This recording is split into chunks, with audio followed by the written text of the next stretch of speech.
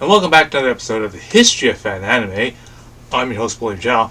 In today's episode, I'm going to get into some more show and tell, and I'm going to answer the question: how do people understand mangas and some anime movies in an era before the internet and before the ability to get fan subtitles or even just like dubs for different types of anime? And one of the ways that they used to do it is through reference books. And the ones I'm going to go and talk about today are ones that specifically deal with things like manga translations and the whole movie sort of translations. Okay, so again, before I begin, I'd like to go and remind people to go down below, click like and click subscribe. Again, that definitely does help the YouTube algorithm, even just by pressing that like button. If you like, you can also write down a comment. Again, some of your experience and that kind of stuff that you've had with anime in the past. That would be also really great to know. Would be helpful. If you'd like to support me financially, I also have the links for the PayPal and the Patreon down below. I've been posting quite a lot of episodes about my trip to China and that kind of stuff. So very, very sort of more personal situation there. So again, I'll put all those into there because it's very, very controversial. As well as I've been doing lots of little work with AI recently, and all this stuff that I can't post on YouTube, I've been posting up on there as well. So again, a lot of good things in there. I'm running a current promotion for the month of December for the Black Friday and for the Christmas rush. Basically, anyone who subscribes to the Patreon or the PayPal, I will match their subscription as well. So that way, if you, for example, subscribe for this month, you'll get an additional month added on, right? And so again, this is a good way to sort of give back, get people some more episodes that they can watch over the Christmas break. And again, I really thank you for all the support that you've done. I really would like to put different content and that kind of stuff that I just can't put here because of all the restrictions that YouTube has put. So again, thank you for your support for that. All right. So in today's episode, we're going to talk about these special books that deal specifically with manga translations and movie translations. Okay, so again, when we get into these mangas and that kind of stuff, there were no real way to get the translations done for the mangas, especially in an era pre-internet, the pre-internet as we know it, like so, say pre-Windows 95. One of the big issues is that first of all, you can't just scan in all the manga pages and then do the translation on the manga pages because again the JPEG images and the pictures were just too large to spread around using emails or through the Usenet groups, right? It was just too hard to keep them together, and they took a lot of space and a lot of bandwidth to transmit them around. So what people were usually doing were using big large text files or big written files, word files or text files describing what goes on in the manga or in the movie, and a whole bunch of dialogue and that kind of stuff with it. So I got a few examples here today, which I'm going to go through. One of the biggest ones I've got is this particular one right here. Okay, this is a giant book for the manga for Video Girl Ai. Okay, it's a relatively thick size book. Okay, and basically it goes through with not very much in the way of pictures and that kind of stuff, different sort of things of that. So I'm going to go into that in a little bit more detail, along with some other ones that I got here, which sort of are kind of a reference books, encyclopedias, if you will, for these particular things. Okay, so without further delay, I'm going to go onto the top view screen. Let's go through some of these books with you. Okay, so without delay, let's begin. The first book is this one right here. This is called the Video Girl Ai manga translations. Okay, and again, as you can see, it is a really fairly large book. I mean, it's got fairly thick sort of thing. It's got a really quite a number of pages. To this particular volume. I flip to it. It's got 330 pages. Okay, if you go right to the back. Okay, and basically it's designed to provide the translations for the manga Video Girl Ai, right? And and it makes a little comment at the very beginning here. It says, since these translations are virtually useless without the mangas, listing of places where they can be purchased and ordered appears in the appendix, right? This translation was sponsored by Alberto Mazzaito and translated by Kaori Hasegawa, and the book was compiled by Kiro. So again, a fan basically took all the mangas and translated it all, got all the text files and that kind of stuff, and typed it all in and put it all together into this sort of book and compiled it and bound it, right? Now I don't remember how much I paid for this book. I don't remember how much where I even got it for, but you can see it has a full table index, lists each volume of the mangas, and it goes through each of the different chapters and that kind of stuff. And then the translations themselves are just basically block per block, which character, so it'll say something like, Takashi, hey, Utah, while I was in the bathroom, Utah, where were you? What about everyone? And then Takashi, they're riding the roller coaster. I sneaked out. Okay, so literally, it's all the dialogue and who speaks it and that kind of stuff. But again, with just the dialogue by itself, you don't know what's really going on, because again, you need the visual images, you need the pictures and that kind of stuff. So you really have to have a copy of the manga in order to follow this, right? So, and then there are the occasional picture, like for example, here and there, they'll put that in there, but they generally speaking don't have any pages and that kind of stuff for that, right? So you can just see the credits here, Jump Comics, Virgo Eye Mangas, okay? They even list out some of the page numbers, so whenever they have page breaks, you can see, and keep track of what page you're on. Of course, that probably will change, depending on what version or what revision of the book you have, but everything's sort of in order for that, right? And again, very, very well written. Lots and lots of information on there. On this stuff, and you kind of, I can tell you to show you on the email addresses are probably very outdated, right? So it's probably safe, but translated by Kaori Hasegawa at Hasegawa at aardvark.ucs uoknr .edu. So obviously it's the University of, I guess it's North Kansas.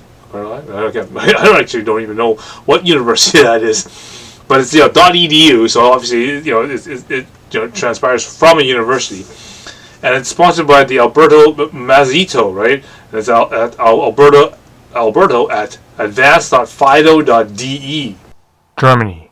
Part of the FidoNet network. Again, when we first did the prototype generation BBS, we did have some access to the FidoNet, to the FidoNet network, and of course, even then, there was a feed-in patch from FidoNet into the actual, internet at that particular time. But again, very, very, a long time ago. It's still, again, pre sort of Windows, right?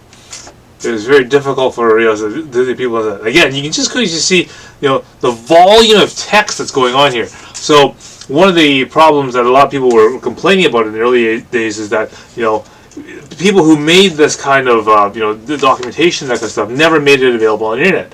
And part of the reason why is just look at the volume of text. This is impossible to put in just one email or one sort of text file. This is like a lot of information put on here. Like this is over 300 and something pages of text, okay?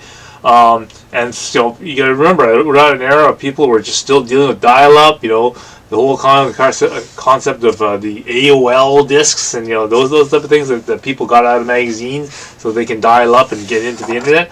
There'd be just no way to transfer this kind of data, this much data, in that sort of form. I mean, again, when we were doing Amazing Akaku scripts and that kind of stuff, and the Gundams that I was flipping around, that took a whole 3.5-inch floppy diskette to put all that information. I mean, that would take literally days to download on a standard 2400 baud modem, right? So, it's not the fact that the stuff wasn't available. I mean, obviously, when someone has spent the time to compile a book like this, the information is definitely available. It's just that you have to get in touch with this particular guy in order to order copies of this. And again, I don't remember how I got this thing, but it was definitely worthwhile to get it. So I couldn't imagine it to be that much. But it's super valuable because it's a really good way to get the translation for Video Girl Idon.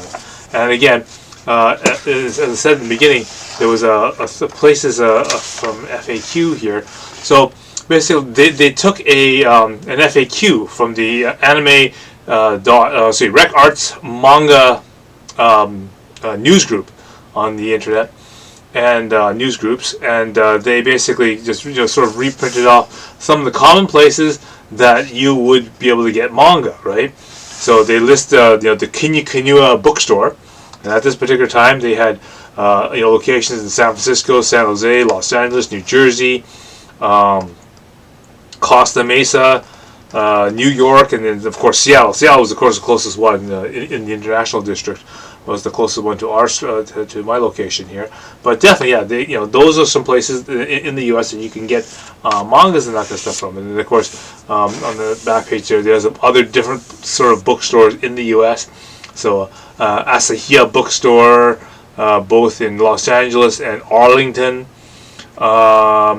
Heights. Sorry. There's these Books Nippon out of Los Angeles. There's an Owase bookstore in Atlanta. Of course, we have an Owase bookstore up here in Richmond. Nikaku Animart, a good old fashion place in San Jose. Love going to that place. There's a place called Sakura in Maryland. There's Tokyo Do in Fountain Valley, California. And heck, they even list a place in Europe here. The OCS Bookshop in the Netherlands. Again, so very, very good, nice, complete book. Very, very useful. And this is how we would get, for example, translations of something like Video Girl I. Now, it's important to note that the only reason why such a manga like Video Girl I was able to be done is that translator. Okay, they managed to convince that translator Kaori Hasegawa to actually go through and read through all the manga and put it to text and have someone proofread and put it into this kind of form. If I never ran into Daisuke or anything like that, I would not be able to, and most people would not be able to put together something as detailed as this for a manga or for a movie or anything else for that in that nature, right? So again, we have to really thank these early translators for getting us into the Japanese animation as it were. As I said again, language was one of the biggest hurdles that we had to get over.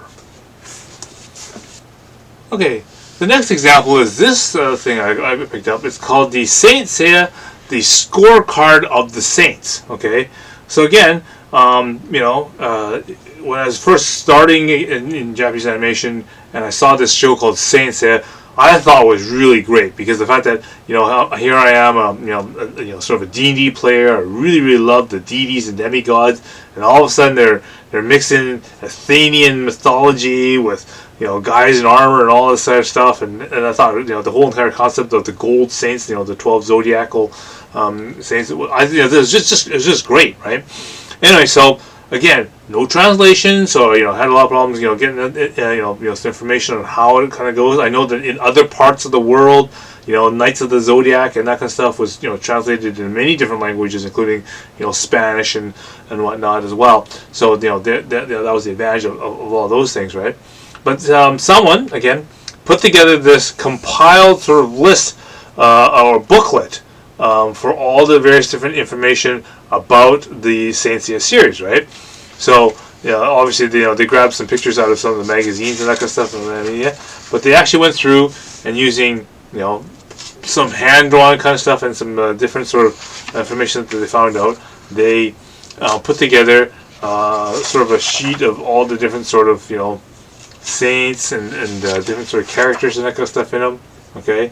So some very nice artwork again, because to get something of this particular size and this sort of caliber was really kind of difficult to do. So obviously someone spent the time to get this all printed out, and also be able to actually start writing down some of the information about these guys, right? So obviously they grab them out of the newspapers and things like New Type and Media magazine, just to get all that together, right? And so they get it, so they write it all out so that we know what all the characters are. Some of the real different information about the various different saints and that kind of stuff, naming wise, and how some little small stats about them. But you can see very, very nice sort of good outlay of them. Just because when you get to things that you get to such a large series like this, right?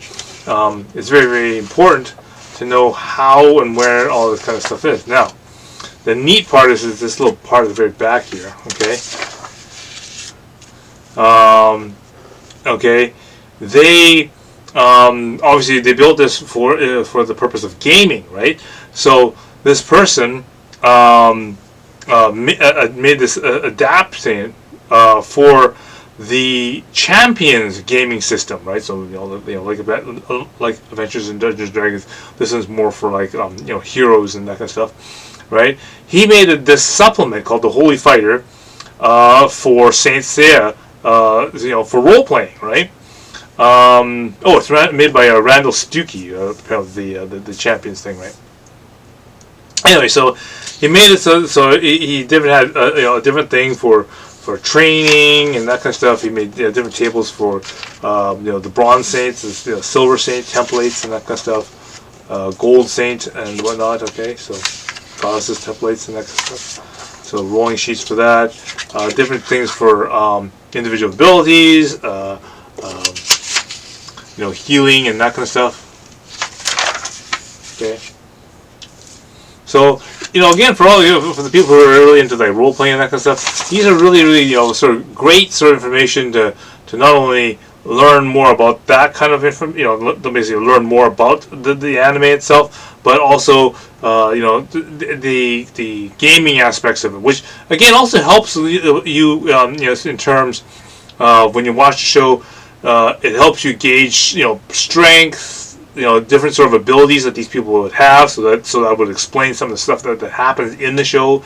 Some of the powers they use and that kind of stuff, and the effects, right? He just writes here. Finally, I'd like to thank Aaron Alston for his excellent Mythic Greek campaign book.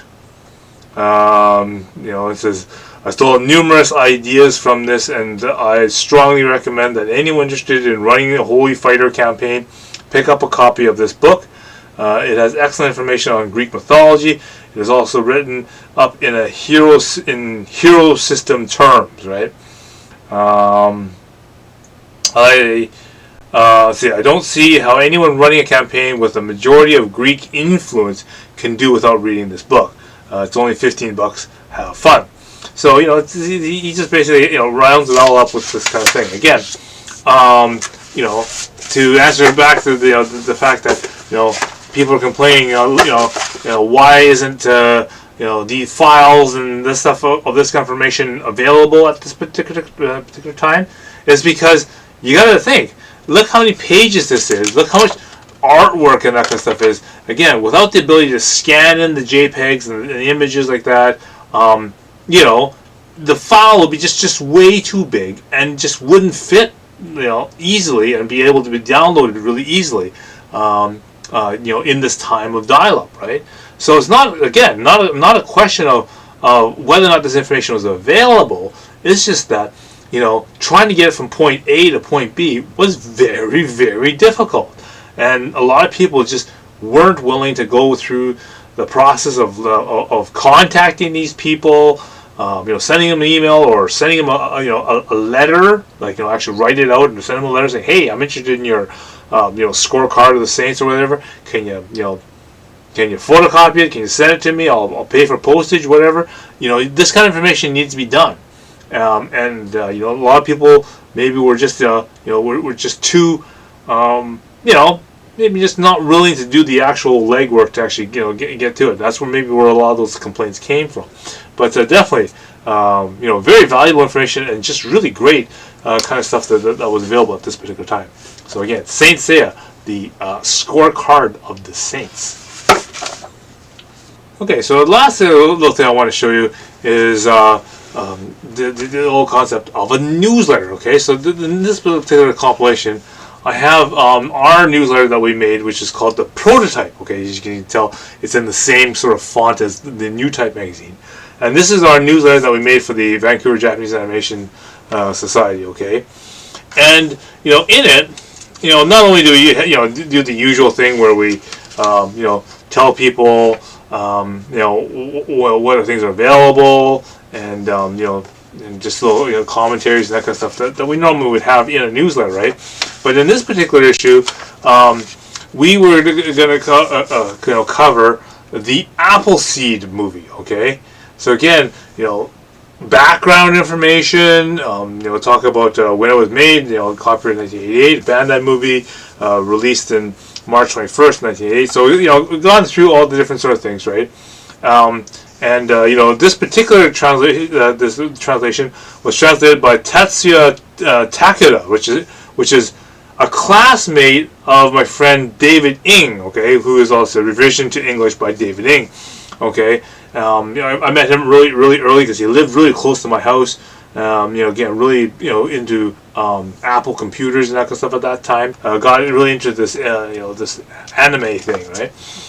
So you can see we went really into detail about not only describing the prologue, the different sort of things going on, right? So you can even just see here, right?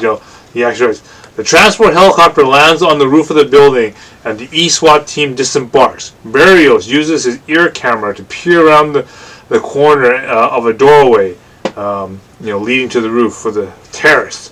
Barrios, okay, it's clear. Let's move. Back in the office where the hostages are held, the terrorist leader. Rengo, we're going to do this according to plan, okay? We're going to go in 2 groups. These are the routes. We're not taking any back roads. We're going on the main route. To AJ Sebastian. Where are you going? And Sebastian goes, to the washroom, right? So, you can see where the back and forth is going to go. It describes what you should be seeing on the screen. So, again, you won't get lost, right? Because it's pointing out where things are going to be and where things, where the dialogue is going to go. So, again, without subtitles, without kind of stuff, you could theoretically read this and get the whole story, and then you can kind of watch it, to match the visuals. Or, as I said, you can go watch it as you go along, and then use this as reference notes as you do different things, right? So again, very very nice, written out. Again, pictures and that kind of stuff with that. Again, covering several pages. So again, this is not something that's it's going to fit into like just one small little email or that kind of thing. This is quite a bit of comprehensive text here, right? So again, some information about Dan Cougar and that kind of stuff. A big huge article on lightsabers. Same thing here. A big huge article on Vampire Princess Mew. Again, these are all things that we did fan subs for in the very early days when we when we did this kind of thing. I'm just going to skip ahead here to another part that I made here. So this is from another issue of Prototype magazine here. And, okay, we did the translation for Orange Road, okay? So this is manga number 10, Orange Road manga number 10, Love's Fall Recollection, okay? This one was translated by Asa Lewis, so that was the person who has a friend or an exchange student, Yoshi. He's the one that was playing hockey as a goalie, and Asa made a deal where he traded tapes of recording hockey games over here of the Vancouver Canucks, sending them over to Japan, while Yoshi in Japan recorded episodes of like Dragon Ball and City Hunter and Orange Road and Gundam and all that kind of stuff. Just sort of let the VCR run for like 6 hours, and here you go. Here's a tape of all the stuff that that was on TV, in that 6 hours. And so he went through, and we basically got this huge translation of different sort of Orange Road. Again, the odd pages of manga here and there, but like not enough that you can do everything. So you can kind of remember. You can see here, page 17. Katsu runs to the fairgrounds. Meanwhile, Komatsu and Hata are cops sitting around at their post. Komatsu, What is it? Hatta. Interesting case. This is so tedious. Komatsu. But, and then Katsu teleports and lands on top of Hatta. Right? So you can kind of see, not enough of it is here to kind of, fully tell you what's going on, but it keeps you so you don't get totally lost, right? That's another way how we got this information to you people is that we published them into these sort of fanzines and that kind of stuff, so that when you pick them up, then you can get and read up about all these different sort of things, right? So for example, here's more stuff, song translations for Anime Janai and Silent Voice, which are the two opening theme songs for Double Zeta Gundam. Okay, so again, lyrical lines translations for all this kind of stuff. And let's do one more situation here. So here's from prototype number 5. I'm gonna flip ahead here. We have the translation for the Patlabor movie. Okay, translation is done by Daisuke. Okay, I did some revisions to the actual text, and again, the illustrations on the left here is done by one of the members, Mike Jackson, and the editor for this thing is William Jang, which of course, I said in the previous episode, he's one of the ones that is one of the artists for one of the Robotech comics, one of the ones that was done by Academy. But you can see, right? Scene somewhere in Tokyo Bay, a man carrying a raven is standing on a platform facing the sea. A group of people are calling him back. He lets the bird fly away. He smiles wearily and jumps off. Okay, so again, he's describing you the beginning sequences of the movie, right? And then you can go down the bottom here, and it even goes writes out title, artwork, Asui Uruga, music Kenji Kawai. The chopper formation closes in. Title, recording engineer Shigeru Shiba. Camera, Akinobu Yoshida. The attack choppers fire ATMs at the Hell X-10. The heavy labor detaches the unit and returns fire, right? So you can see that it's literally describing the movie, right? So it really is handy. What it is, and again, multiple pages of different sort of things to do that, right? And again, so this is how we started doing all the work for